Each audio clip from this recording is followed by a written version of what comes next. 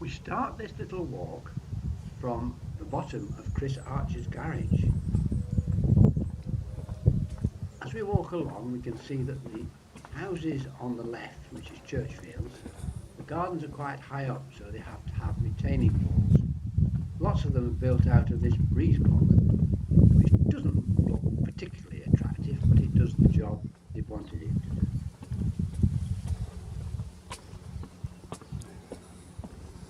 As we get a bit further up, the fences change to the wooden normal panel fences, and the light's getting a bit better here. This next little garden has a nice picket fence, which really makes it open. As we get a bit further up here, we're starting to approach the back of Sheriff's Way. And there you can see Tony Pace's house. And as we move along, we come to a nice bit of garden, which has been beautifully created by Tony and Liz Carling.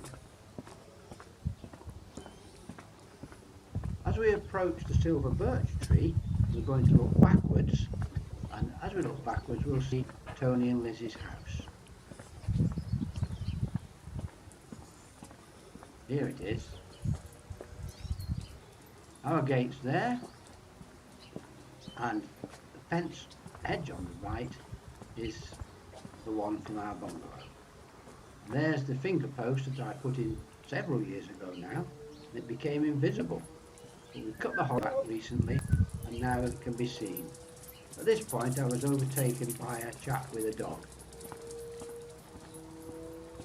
Next to our house is the old vicarage, and if we look through this little gap in the hedge here, we'll be able to see part of the old vicarage there. There it is. This bit here is very dark. Some people get a bit apprehensive approaching this bit. The camera seems to make it lighter than it really is. The laurels from the houses on the left have grown right over the path. As we get further up, the gardens become quite steep from Churchfields, and quite often they become overgrown and become in a bit of a state. The garden on the right is still the old vicarage, massive garden, as you well know.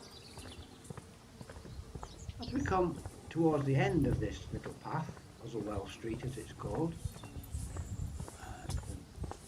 we'll be able to see the new vicarage right in front of us. You can just see its roof. That's where Jules lives at the moment. The chap's gone off on a little track to the left, which leads up to Shaw's Lane. That's Blackbird Cottage, nice little cottage, and we're going to turn right here. If you look on the floor as we go here, you'll see lots of stones which were washed down when we had the heavy rains. There they all are, lots of stones. You can see in the distance the main road, Church Street. As we get to the bottom of this little track, that's the drive out for the vicarage and Blackbird Cottage.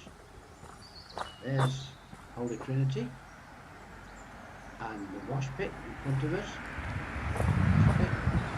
And there's the new vicarage. Sounding a bit noisy now with these cars. Going around the other side now of the old vicarage garden. That stone wall on our right.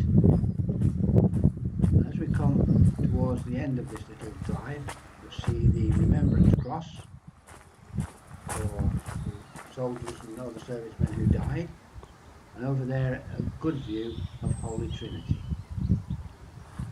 As we walk back in towards town, we're going to have a sneaky peek up at Ruth and Keith's house, the old vicarage.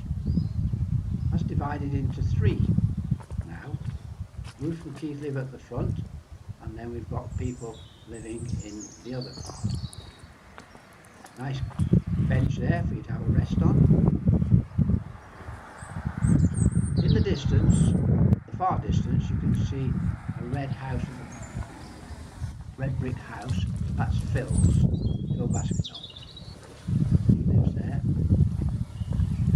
And as we walk along, still the garden of the old vicarage on our right, we come to Sheriff's Way, where I live.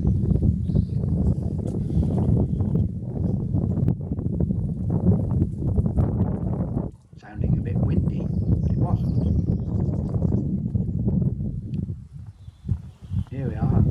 turnaround used by loads of cars that come up from town, turn around in that bit, go back down. Here's Sheriff's Way, up we go. Slight hill here. It's what we need really with floods around, at least we won't ever get flooded. There's our bungalow right in front of us. On the left is the Mews Cottage. This used to be the stable for the old vicarage. Slightly to the right in front of us is the driveway up to the back of the old vicarage. Into Sheriff's Way, there's Tony's house, Joe's house and Mark's house. Then move across, there's our little car, however it pulls that caravan I'll never know. And then into our back gate, and that's the end of the walk. Hope you liked it. I'll do another one sometime. Now I know how to put the voice recording on top of it. Bye!